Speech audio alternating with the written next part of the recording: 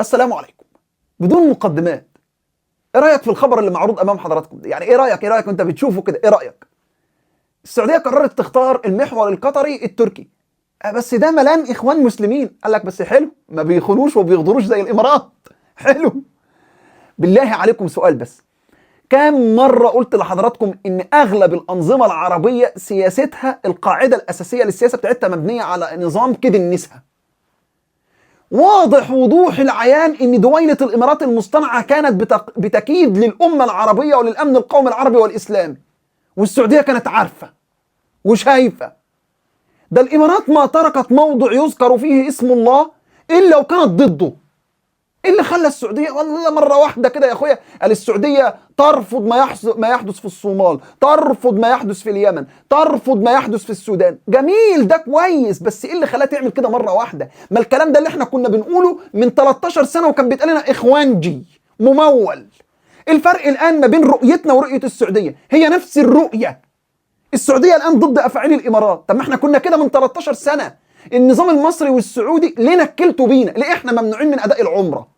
ليه اقسم بالله ما اقدر اروح اعتمر لان عارف نفسي هترحل ويمكن يتقبض عليا؟ لكن ما علينا، سيبك من الكلام ده كله. السعوديه قررت انها تختار الحلف القطري التركي. يا جماعه انتم متخيلين قد ايه الاعلام السعودي واللجان السعوديه اتكلمت عن تركيا دي بكلام عامل ازاي؟ النظام القطري، فاكرين انت ما كان بيقول لتميم موزه وابن موزه ومش كل ده خلاص؟ السعوديه بص قالت بينه وبينك لا قطر ولا تركيا كنظام فيهم حته الدسائس والمكر والخداع والغدر زي دويله الامارات المصطنعه. دويله الامارات يا جماعه اللي مفترض تعرف حجمها الطبيعي فعلت الافاعيل في الامه. ده من بين الافاعيل النهارده زياره وزير الخارجيه الاسرائيلي، الخبر امام حضراتكم، للصومال. هو مين اللي مهد ما بين ارض الصومال؟ مين اللي مهد ما بين ارض الصومال وما بين اسرائيل؟ ما الامارات. مين اللي خلت النهارده عيدروس الزبادي اللي خرج قال لك ايوه احنا عايزين نطبع مع اسرائيل؟ قال لك ليه؟ قال لك لما نطبع مع اسرائيل الكل هيحبنا وهيعترف بينا في جنوب اليمن. بالمناسبه شوف انا بربط لك الامور ببعضها. الخبر اهو، مش عارف ايه، سماع احداث واحداث امنيه ومش عارف ايه في قصر المعاشيق. هو والله اسمه معاشيق، وكل اللي جوه بيعشقوا الامارات والامارات بتعشق السفير الاسرائيلي وهكذا. السعوديه قررت مره تختار الحلف التركي القطري. قال لك والله الحلف ده جميل حلو. ومصر كنظام السيسي امبارح كان في اتصالات ما بين النظام السيسي والنظام التركي، وخرجت تصريحات على لسان مسؤولين في الخارجيه المصريه اننا في اطار التعاون والتباحث الاقليمي حول القضايا التي تخص الامه. ما احنا كنا بنقول لامك، كنا بنقول للامه من 13 سنه ده هيتعمل. انت عميل انتظرته لما اتعمل. ما علينا. السعوديه قالت نتصل بقطر وقطر تتصل ونتباحث. سياسه كده النساء في 2017 كانت قطر وكانت السعوديه ومصر والامارات وقبل منهم مملكه البحرين العظمى. اوعى تنسى كلمه العظمى دي. كانوا عايزين يغزوا قطر واخذوا الضوء الاخضر من ترامب، واللي حل دون ذلك دولتين، دوله الكويت وتركيا. واردوغان ارسل 5000 جندي تركي الى قطر على الفور، والبرلمان التركي اقر. فجاه مره واحده دلوقتي بقت قطر وتركيا حلوين. يلا ما علينا ان تاتي، مش مهم برضو تاتي، لانك في الاخر جاي عشان مصلحتك مش عشان مصلحه الامه. المهم في الاخبار يا جماعه اللي بتعرض امام حضراتكم الان واحنا بنقراها معاكم عن موضوع اللي حصل في السعوديه. اكدت صحيفه جورزالين بوست الاسرائيليه ان القياده السعوديه اتخذت قرارا استراتيجيا بالاقتراب من محور قطر تركيا الذي يزداد قوه بالفعل، لافته ان هذا التحول يشير الى تغير استراتيجي خطير في ميزان القوى الاقليمي. هذه الخطوة من المملكة العربية السعودية تأتي بعدما صنعت دويلة الإمارات المصطنعة في جنوب اليمن الأمر الذي كان يهدد الدولة السعودية. يرى بعض الساسة السعوديين الآن أن الإمارات لم تعد حليفا على الإطلاق، حتى أن أغلب وسائل الإعلام السعودية لم تعد تصف الإمارات بأنها الدولة الشقيقة. تمام؟ فالسعودية ترى أن تركيا وقطر هما حليف موثوق لا يغدر كما تفعل دولة أو دويلة الإمارات المصطنعة. المهم يا جماعة، بس تعقيبا على الخبر الآخر اللي بيعرض أمام حضراتكم عن أرض الصومال، لا زالت حتى الآن الأمة العربية تشجب وتندد. إسرائيل راحت، وقبل منها يعني الآن وزير الخارجية النهاردة، وسائل الإعلام أمامكم، الخبر أمامكم، كان وزير الخارجية في أرض الصومال. قبل منها بحوالي شهر كان مسؤولين من الموساد. النهاردة كان في صور لإسرائيليين موجودين في وسط الناس اللي في أرض الصومال وبيرقصوا فرحة مع بعض. جميل جميل. في يوم من الأيام خرج عبد الفتاح السيسي وقال إن بيننا وبين الصومال اتفاقية دفاع مشترك. يومها سألنا قلنا طب بالنسبة لغزة ما هي مش ضمن اتفاق وميثاق جامعة الدول العربية والدفاع المشترك؟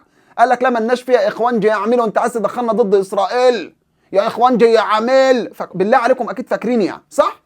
طيب النهارده أرض الصومال دي اللي السيسي قال فيه اتفاقية دفاع مشترك، ليه الجامعة العربية ما تتخذش قرار واضح وصريح طبقا لاتفاقية الدفاع المشترك بضم أرض الصومال إلى دولة الصومال حيث العاصمة مقديشيو؟ لأن اللي بيحصل ده تهديد للأمن القومي العربي. تمام. بالمناسبة برضو شيء يذكر في إطار الحديث عن أرض الصومال. تمام. أمامكم أهو اليمن والناس اللي موجودة في حكومة صنعاء قالوا لك بشكل مباشر إن التواجد الإسرائيلي في أرض الصومال بيكون له ضرر على الأمن القومي الخاص باليمن، خاصة الناس اللي في صنعاء. ده وهو ده مربط الفرس أصلا لذهاب إسرائيل للقرن الإفريقي على البحر الأحمر.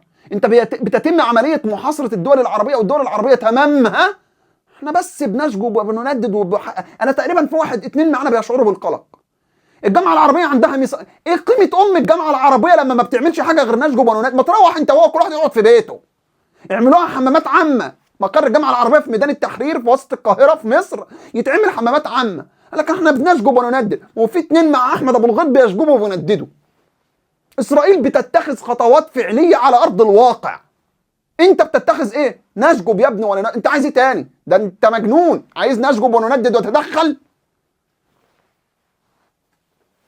الامر واضح يا جماعة، لابد من تحركات على ارض خلاص انتهى عصر التصريحات والشجب والندب والشعور بالقلق والاستهجان والإدانة دوليا. هذا العصر الدول والأنظمة اللي هيفضل في دستورها وعقيدتها وتصريحاتها نشجب وندين ونشعر بالقلق وبلا بلا بلا بلا، اعرف ان هذه الدول في التغيير اللي بيحصل الآن في المنظومة الدولية إلى الهاوية. إلى الهاوية، انتهى الأمر. فإسرائيل بتتحرك على أرض الواقع. تحرك إسرائيل في أرض الصومال ضرره على مين؟ على المملكة العربية السعودية، على اليمن، على سلطنة عمان، على جيبوتي. ضرره على مصر أكبر بكتير من أي حاجة. إيه الخطوات العملية؟ لا شيء. لا شيء. فيش غير خطوات عملية من اليمن بس حتى اللحظة. اليمن اللي بتصدر عنها تصريحات عملية وخطوات عملية على أرض الواقع. هل التقارب السعودي المصري والتقارب السعودي القطري والتركي ممكن يضع حد لفكرة التوسع الإسرائيلي الآن؟ دويلة الإمارات ماشية في التراك ده. دويلة الإمارات واصلة لمرحلة إن دفعت فلوس لشركة في سويسرا، الخبر أمام حضراتكم، علشان الشركة دي تكون مهامها اللي هو تعمل مش عارف إيه كده في سمعة المسلمين اللي موجودين هناك. دي الإمارات يا جماعة لو مش وظيفتها الإساءة للإسلام وللمسلمين، لو دي مش وظيفتها لن تبقى الإمارات ولن يكون لها وجود في غضون 3 أيام. وظيفة دويلة الإمارات الآن، عارف أنت لما تجيب حاجة كده تبقى موجودة حراسة على باب بيتك وأي حد يقرأ يطلع صوت وينبح، دي وظيفة دويلة الإمارات حاليا، إن هي تنبح على أي حد يكون بيقول كلمة على إسرائيل.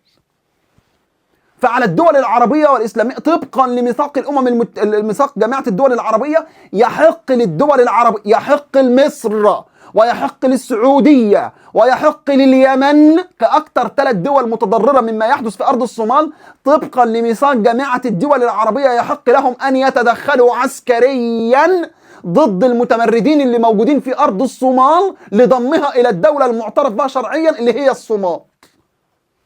ليه؟ على الأقل مصر هتمنع اثيوبيا من ان يكون لها منفذ بحري من خلال ارض الصومال على البحر الاحمر، اللي هي مين برضه بتساعد اثيوبيا؟ الامارات. الامور واضحه. علشان كده بدات لك الفيديو قلت لك يعني هي السعوديه لسه واخده بالها؟ يا جدعان الامور واضحه، الامور واضحه من دويله الامارات ومن اسرائيل. لكن حتى الان القرار العربي والاسلامي بما فيه التركي احنا بنشجب وبنندد وبنشعر بالقلق ونستهجن. اهم حاجه نستهجن، عشان دي ظهرت النهارده في التصريحات بتاعتهم خاصه جماعه الدول العربيه بعد الزياره الاسرائيليه من وزير الخارجيه الاسرائيلي غدعون ساعر الى ارض الصومال. سلام عليكم.